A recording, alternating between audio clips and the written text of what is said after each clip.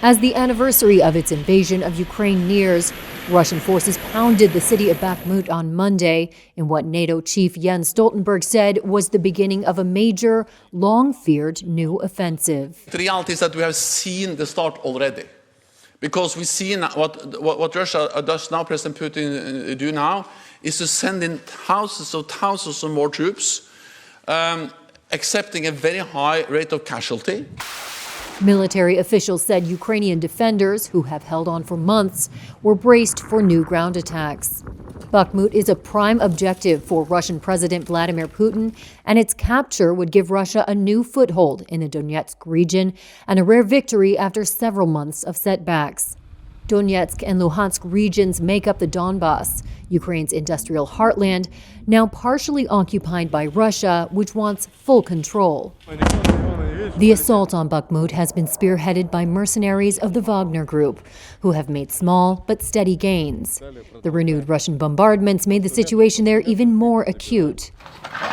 The Ukrainian military reported Russian shelling all along the front line and said 16 settlements had been bombarded near Bakhmut, including the frontline village of Chasiv Yar, where volunteers worked to evacuate families, while Ukrainian fighters held their ground despite difficult weather.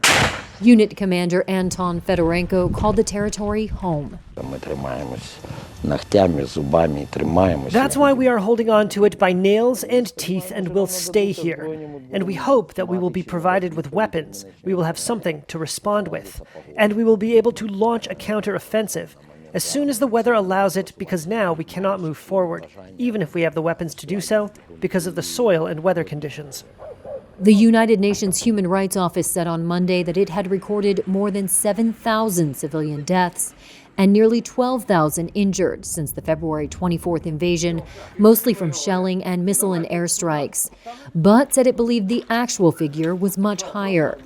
Stoltenberg said he saw no sign that Putin was preparing for peace or willing to respect Ukraine's sovereignty. What we see is that President Putin and Russia still wants to control Ukraine. And therefore, the only way to ensure that Ukraine prevails as a sovereign nation is to continue to provide military support to Ukraine. Stoltenberg said NATO allies were now beginning to consider sending aircraft to help Ukraine's defense, saying help is urgently needed.